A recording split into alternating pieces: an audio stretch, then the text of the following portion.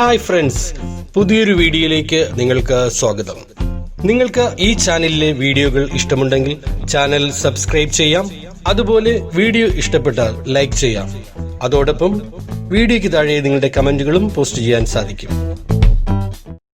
എല്ലാവർക്കും ഒരിക്കൽ കൂടി നമസ്കാരം. നമുക്ക് ഇന്നത്തെ ക്ലാസ്സിലേക്ക് കിടക്കാം. അതിനു മുൻപ് ഇതിൻ്റെ ആദ്യം മുതൽ അവസാനം വരെയുള്ള എല്ലാ ചോദ്യങ്ങൾക്കും തുല്യ പ്രാധാന്യമാണുള്ളത്. അതുകൊണ്ട് തീർച്ചയായിട്ടും നിങ്ങൾ ഈ ക്ലാസ് ആദ്യം മുതൽ അവസാനം വരെ കണ്ടിരിക്കുക. അപ്പോൾ ആദ്യത്തെ ചോദ്യം ഇതാണ്: ലോകത്ത് ഇന്ന് ഒരു ഉപകരണം കൊണ്ടും മുറിക്കാൻ പറ്റാത്ത വസ്തു. നിങ്ങൾ ഇന്നത്തെ പത്രം ശ്രദ്ധിച്ചിട്ടുണ്ടാവും. ഇന്നൊരു പുതിയ വസ്തു കണ്ടുപിടിച്ചിരിക്കുകയാണ് ലോകം.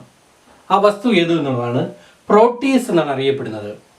അപ്പോൾ ലോകത്ത് ഒരു ഉപകരണം കൊണ്ടും ഈ വസ്തുവിനെ മുറിക്കാൻ സാധിക്കുകയില്ല. പ്രോട്ടീസ് എന്നാണ് അതിൻ്റെ പേര്. ഇപ്പോൾ വളരെ ഇമ്പോർട്ടൻ്റ് ആയിട്ടുള്ളൊരു ചോദ്യമാണ്. ലോകത്ത് ഒരു ഉപകരണം കൊണ്ടും മുറിക്കാൻ പറ്റാത്ത വസ്തു ഏതാണ്? പ്രോട്ടിയസ്. ഇത് ആരാണ് കണ്ടുപിടിച്ചിരിക്കുന്നത്? ബ്രിട്ടനിലെ ഡെർഹാം സർവകലാശാലയും അതുപോലെ തന്നെ ജർമ്മനിയിലെ ഫ്രാൻഹോഫർ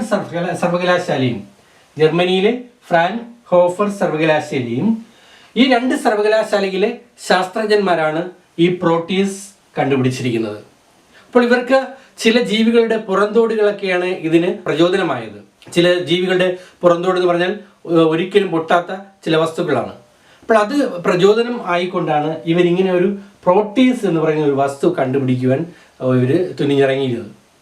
അതുപോലെ തന്നെ അവർ പറയുന്നത് ഇത് മുറിക്കാൻ ശ്രമിച്ചാൽ ആ മുറിക്കുന്ന വസ്തു ഒന്നുകിൽ ഒടിഞ്ഞു പോകുകയോ അല്ലെങ്കിൽ അതിൻ്റെ മൂർച്ച നശിക്കുകയോ ചെയ്യുമെന്നാണ് ഈ ശാസ്ത്രജ്ഞർ അവകാശപ്പെടുന്നത്.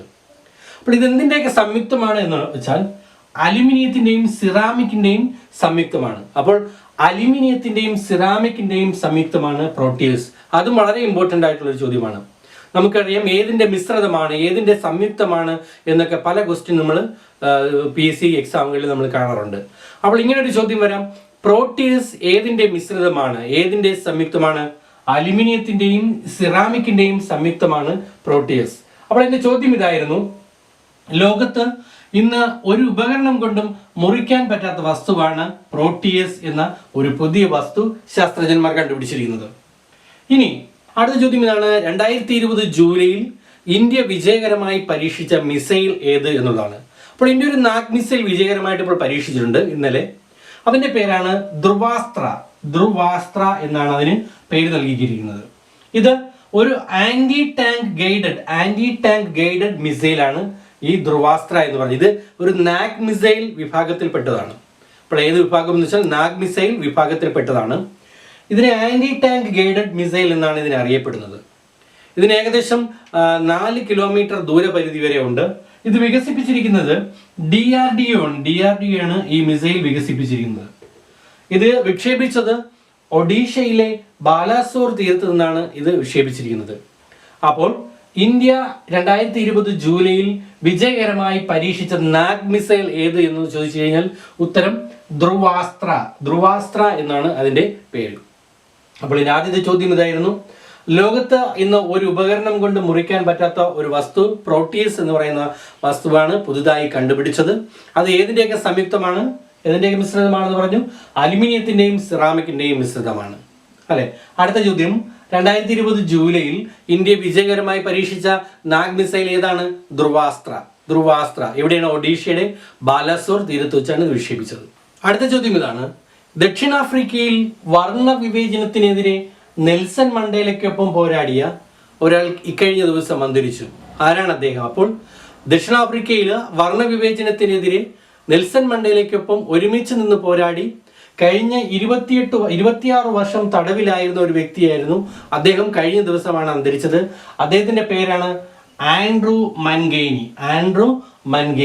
അപ്പോൾ ചോദ്യം ഇപ്രകാരം വരാം: ദക്ഷിണാഫ്രിക്കയിൽ വർണ്ണ വിവേചനത്തിൽ നെൽസൺ മണ്ടേലയ്ക്കൊപ്പം പോരാടി താഴെ പറയുന്ന ഏത് വ്യക്തികളിൽ ഒരാളാണ് എന്നുള്ള രീതിയിൽ ചിലപ്പോൾ ചോദിക്കാം. ഉത്തരം എന്താണ്? ആൻഡ്രൂ മൻഗേനി. ഇദ്ദേഹം 26 വർഷം തടവിലായിരുന്നു. റോബൻ ദ്വീപിലെ ഒരു ജയിലിലാണ് ഇദ്ദേഹം തടവിൽ കഴിഞ്ഞത്. അപ്പോൾ നെൽസൺ മണ്ടേലയ്ക്കൊപ്പം 26 വർഷം ഇദ്ദേഹം ജയിലിൽ കിടന്നു. 1989 ഇദ്ദേഹം ജയിൽ മോചിതനായത്. അപ്പോൾ എന്നാണ് 1989 ജയിൽ മോചിതനായി ആരാണ്? ആൻഡ്രൂ മൻഗേനി. ഇദ്ദേഹത്തിന്റെ ബർത്ത്ഡേ കഴിഞ്ഞ ജൂൺ 6-നായിരുന്നു 95 വയസ്സ് തികഞ്ഞത്. ആ സമയത്ത് ദക്ഷിണാഫ്രിക്കയുടെ പ്രസിഡന്റ് ആയിരിക്കുന്ന സിറിൽ രാമഫോസ അദ്ദേഹത്തെ വിഷ് ചെയ്യാൻ വേണ്ടി ഇദ്ദേഹത്തിന്റെ വീട്ടിലേക്ക് വന്നു. സിറിൽ രാമഫോസ നിലവിലെ പ്രസിഡന്റ് ഇദ്ദേഹത്തിന്റെ വീട്ടിലേക്ക് വന്നു. ആരുടെ വീട്ടിലേക്ക്? ആൻഡ്രൂ മൻഗേനിയുടെ വീട്ടിലേക്ക് വന്ന് ഇദ്ദേഹത്തിന് ജന്മദിന ആശംസകൾ നേരുവാൻ വേണ്ടി അദ്ദേഹത്തിന്റെ വീട്ടിലേക്ക് കടന്നു വന്നു. അപ്പോൾ ചോദ്യം ഇതായിരുന്നു, ദക്ഷിണാഫ്രിക്കയിൽ വർണ്ണ വിവേചനത്തിനെതിരെ നെൽസൺ മണ്ടേലയ്ക്കൊപ്പം പോരാടി ആരാണ് കഴിഞ്ഞ ദിവസം അന്തരിച്ചത്? ആൻഡ്രൂ മൻഗേനി ആണ്. അപ്പോൾ ദക്ഷിണാഫ്രിക്കയെ പറ്റി നമ്മൾ പറഞ്ഞിരുന്നു. സിറിൽ രാമഫോസയാണ് അവരുടെ പ്രസിഡന്റ്. അതുപോലെ സൗത്ത് ആഫ്രിക്കൻ രണ്ടാണ് അവരുടെ കറൻസി എന്ന് പറയുന്നത്, അല്ലേ? 3 ക്യാപിറ്റലിനെ കുറിച്ച് നമ്മൾ കഴിഞ്ഞ ക്ലാസ്സുകളിൽ നമ്മൾ പറഞ്ഞിരുന്നു. ഇനി അടുത്ത ചോദ്യം, ചൈനയുടെ പ്രഥമ ചൊവ്വാ ദൗത്യത്തിന്റെ പേരെന്ത്? അപ്പോൾ ചൈന ഞാൻ കഴിഞ്ഞ ക്ലാസ്സുകളിൽ നമ്മൾ സൂചിപ്പിച്ചിരുന്നു 3 രാജ്യങ്ങൾ ഈ ജൂലൈയിൽ ചൊവ്വാ ദൗത്യത്തിൽ ഏർപ്പെടുവാൻ വേണ്ടി ഒരുങ്ങിയിരിക്കുന്നു. ഒന്ന് UAE ആയിരുന്നു, ഒന്ന് ചൈനയാണ്, ഒന്ന് അമേരിക്കയാണ്. അപ്പോൾ UAE ഓൾറെഡി കഴിഞ്ഞു. അൽ-അമൻ എന്നാണ് അതിന്റെ പേര്. നമ്മളെന്ന് പറഞ്ഞു, അൽ-അമൻ എന്ന് പറഞ്ഞാൽ പ്രത്യാശ അല്ലെങ്കിൽ ഹോപ്പ് എന്നാണ് ആ വാക്കിന്റെ അർത്ഥം എന്ന് പറഞ്ഞു.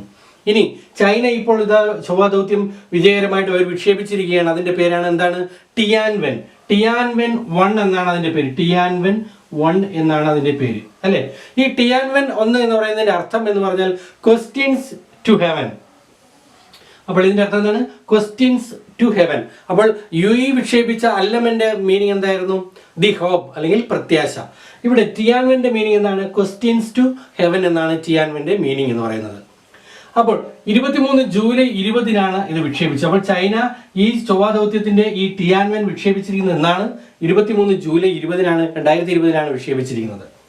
വെങ്ചാങ് സാറ്റലൈറ്റ് സെന്ററിൽ നിന്നാണ്, അവരുടെ സ്പേസ് സെന്ററായ വെങ്ചാങ് സാറ്റലൈറ്റ് സെന്ററിൽ നിന്നാണ് ഇത് വിക്ഷേപിച്ചിരിക്കുന്നത്. അപ്പോൾ അതിനോടൊപ്പം നമ്മൾ പഠിക്കേണ്ടത് ചൈനയുടെ പ്രസിഡന്റ് എന്ന് പറയുന്നത് ഷീ ജിൻപിങ് ആണ്. അതുപോലെ ബെയ്ജിംഗ് ആണ് അവരുടെ ക്യാപിറ്റൽ. റെൻമിൻബി ആണ് കറൻസി. ചൈനയുടെ കറൻസി എന്ന് പറയുന്നത് റെൻമിൻബി. ബെയ്ജിംഗ് ആണ് അവരുടെ ക്യാപിറ്റൽ, ചൈനയുടെ ക്യാപിറ്റൽ എന്ന് പറയുന്നത്. അപ്പോൾ എന്റെ ചോദ്യം എന്തായിരുന്നു? ചൈനയുടെ പ്രഥമ ചൊവ്വാ ദൗത്യത്തിന്റെ പേര് എന്ന് പറയുന്നത് ടിയാൻവെൻ 1 എന്നുള്ളതാണ്.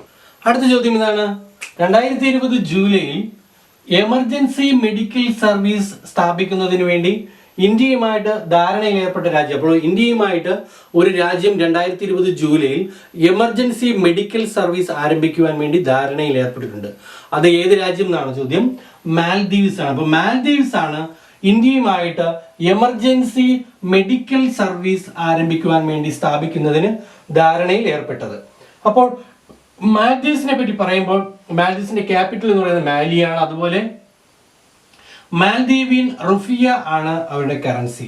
അപ്പോൾ മാൽദീവ്സിന്റെ കറൻസി എന്ന് പറയുന്നത് മാൽദീവിയൻ റുഫിയ ആണ് അവരുടെ കറൻസി എന്ന് പറയുന്നത്. അപ്പോൾ എന്റെ ചോദ്യം ഇതായിരുന്നു, 2020 ജൂലൈയിൽ എമർജൻസി മെഡിക്കൽ സർവീസ് സ്ഥാപിക്കുന്നതിന് ഇന്ത്യയുമായിട്ട് ധാരണയിൽ ഏർപ്പെട്ട രാജ്യം ഏത്? മാൽദീവ്സ് ആണ്. ഇനി അടുത്ത ചോദ്യം, കോവിഡ് പ്രതിരോധത്തിന്റെ ഭാഗമായി ഹോമിയോ ആയുർവേദ ഡോക്ടർമാരുടെ പങ്കാളിത്തം ഉറപ്പാക്കുന്നതിന് വേണ്ടി പത്തനംതിട്ടയിൽ അവർ ഒരു പുതിയ പദ്ധതി ആരംഭിച്ചിട്ടുണ്ട്. ആ പദ്ധതിയുടെ പേരാണ് മുന്നോട്ട്. അപ്പോൾ മുന്നോട്ട് എന്നുള്ളതാണ് ആ പദ്ധതി. അപ്പോൾ എന്താണ് ചോദ്യം? COVID-19 ഭാഗമായിട്ട് ഹോമിയോ അതുപോലെ തന്നെ ആയുർവേദ ഡോക്ടർമാരുടെ പങ്കാളിത്തം ഉറപ്പുവരുത്തുവാൻ വേണ്ടി പത്തനംതിട്ട ജില്ലയിൽ ആരംഭിച്ച പദ്ധതിയാണ് മുന്നോട്ട് എന്നുള്ള പദ്ധതി. അപ്പോൾ മുന്നോട്ട് എന്ന് പറയുന്നത് എന്താണ്? കോവിഡ് പ്രതിരോധത്തിന്റെ ഭാഗമായിട്ട് പത്തനംതിട്ട ജില്ലയിൽ ആരംഭിച്ച പദ്ധതി. എന്തിനു വേണ്ടിയാണ്?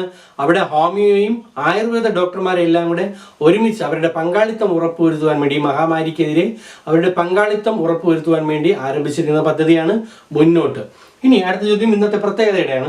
നാഷണൽ ബ്രോഡ്കാസ്റ്റിംഗ് ഡേ ആണ് ജൂലൈ 23. അപ്പോൾ നാഷണൽ ബ്രോഡ്കാസ്റ്റിംഗ് ഡേ എന്നാണ് ജൂലൈ 23 നാഷണൽ ബ്രോഡ്കാസ്റ്റിംഗ് ഡേ. ഇന്നത്തെ ചോദ്യങ്ങൾ ഇവിടെ പൂർണ്ണമായിരിക്കുകയാണ്. അപ്പോൾ കഴിഞ്ഞ ക്ലാസ്സിൽ ഞാൻ നിങ്ങളോട് ചോദിച്ച ചോദ്യം ഇതായിരുന്നു, സൗത്ത് കൊറിയയുടെ പ്രഥമ മിലിറ്ററി സാറ്റലൈറ്റ് കമ്മ്യൂണിക്കേഷൻസ് സാറ്റലൈറ്റ് ഏത് എന്നുള്ളതായിരുന്നു ചോദ്യം. അനാസിസ് 1 എന്നുള്ളതാണ് ഉത്തരം. ഇനി ഇന്നത്തെ ചോദ്യം ഇതാണ്, ആസാദ് പട്ടാൻ ഹൈഡൽ പവർ പ്രോജക്റ്റിൽ ഒപ്പുവെച്ച രാജ്യങ്ങൾ ഏവ? അപ്പോൾ ഏതൊക്കെ രാജ്യങ്ങളാണ് ആസാദ് പട്ടാൻ ഹൈഡൽ പവർ പ്രോജക്റ്റിൽ ഒപ്പുവെച്ചിരിക്കുന്നത്?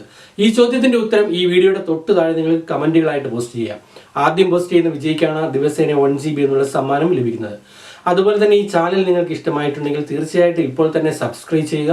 നിങ്ങളുടെ സുഹൃത്തുക്കൾക്ക് കൂടി ഷെയർ ചെയ്ത് കൊടുക്കുക. എല്ലാവർക്കും ഒരു ശുഭദിനം നേരുന്നു. താങ്ക്